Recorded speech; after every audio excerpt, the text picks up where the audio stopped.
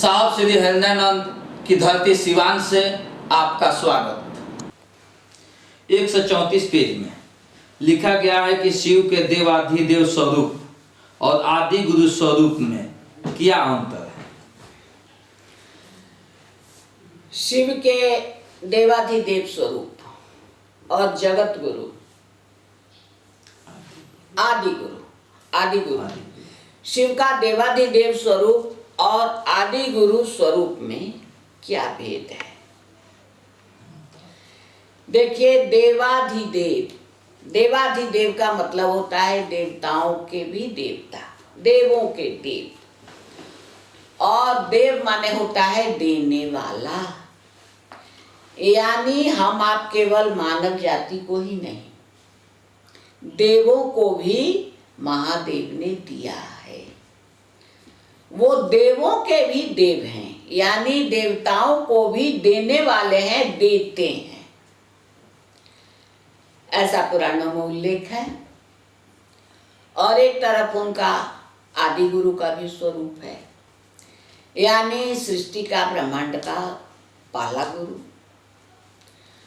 तो दोनों में अंतर है, इसे हम लोगों को समझना है। देखिए, देने वाला जो स्वरूप है देवाधिदेव या महादेव,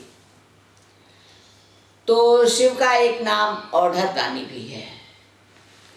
देने वाला, दाता या दान करने वाला, ये नहीं सोचता है कि किसी क्या देना है, बस उससे जो मांगता है दे डालता है। औढ़दानी का मतलब ही यही होता है, बिना सोचे समझे दे देने वाला। लेकिन उन्हीं देवाधिदेव या महादेव का आदि गुरु स्वरूप जो है वो ऐसा नहीं है। गुरु किसी को देने के लिए, अरे किसी को क्या देना है? गुरु का मतलब शिष्य, गुरु से शिष्य का ही तो रिश्ता होता है। तो गुरु अपने शिष्य को देने के समय जब शिष्य कुछ मांगता है तो वो सोचते हैं कि इसे देना है या नहीं, इसके लिए यह दान कल्याणकारी होगा या नहीं।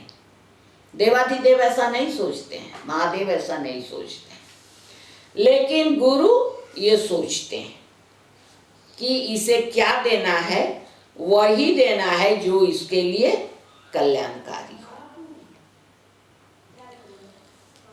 तो सदगुरु या गुरु,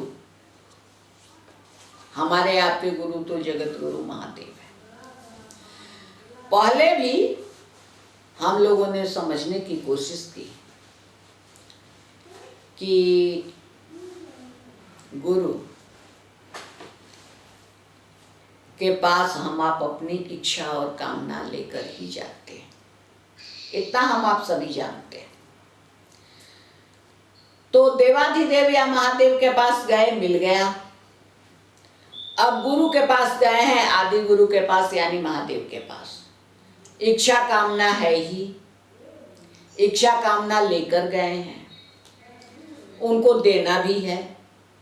नहीं देंगे तो हम आप वहां टिकेंगे नहीं। मानव मन की बनावट है ऐसी कि वो यदि जाता है किसी गुरु की शरण में, चाहे वो आदि गुरु शिव ही क्यों ना हो, उनकी शरण में जाता है और उसकी यदि इच्छा और कामना की पूर्ति नहीं होगी तो वहां नहीं टिकेगा, नहीं रुकेगा, नहीं रहेगा। तो वो देते भी हैं। जितनी वस्तुएं महादेव या देवाधिदेव देते हैं या दे सकते हैं, वो सब कुछ आदि गुरु के रूप में शिव भी देते हैं।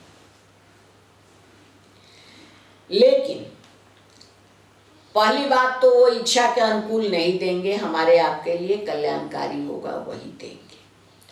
और एक चीज, देवाधिदेव महादेव से जगत गुरु या आदि गुरु शिव एक चीज ज्यादा देते हैं, वो क्या है? ज्ञान।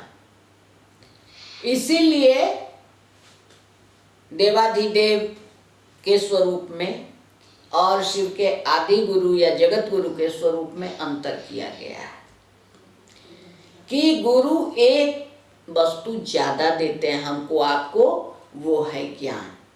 ये ईश्वर के रूप में या देवाधिदेव के रूप में, महादेव के रूप में महादेव नहीं दे सकते हैं, नहीं देते हैं। और एक बात, देवाधिदेव के रूप में वही महादेव हमको आपको, जैसा कि हमने अभी समझा, आनंद की स्थिति, आनंद की स्थिति में नहीं ले जा सकते, ये उनका काम नहीं है, क्योंकि वो ज्ञान नहीं देते हैं। और जब ज्ञान होगा तभी इच्छाओं पर विराम लगेगा, ज्ञान होगा तभी हमारे आपके मन में परमात्मा को पाने की इच्छा जगेगी, और जब परमात्मा को पाने की इच्छा जगेगी तभी हमारी आपकी इच्छाओं पर विराम लगेगा। और जब इच्छाओं पर विराम लगेगा, इच्छाएं हमारे आपके वश में हो जाएंगी, तभी हम आप आनंद की स्थिति में जाएंगे। तो देवाधिदेव या महादेव या औढ़दानी आनंद नहीं दे सकते हैं, ये आदि गुरु स्वरूप में ही, आदि गुरु स्वरूप से जुड़ने से ही हमको आपको मिल सकता है। तो हमारे आपके गुरु शिव में 5 शक्तियों का समावेश माना गया है।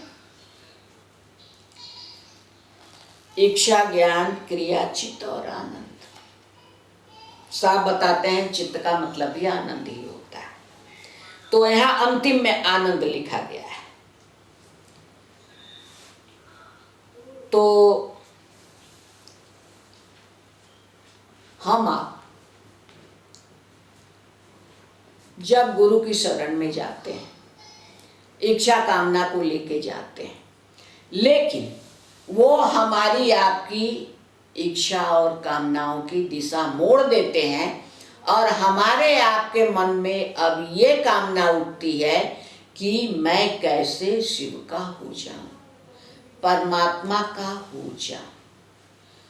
ऐसी इच्छा देवाधिदेव के रूप में वो नहीं जगा सकते हैं, ये वो आदि गुरु के रूप में ही जगा सकते हैं। एक बात और साहब कहते हैं कि संत और गुरु में अंतर है। यहां तक कहते हैं साहब कि संत, ठीक है, संत स्वयं ईश्वर हैं, लेकिन गुरु हम आप जैसे साधारण मानव को ईश्वर बनाते हैं। हमको आपको आदि गुरु ईश्वर बनाते हैं। संत स्वयं ईश्वर है और हमको आपको हमारे गुरु ईश्वर बना देते हैं। और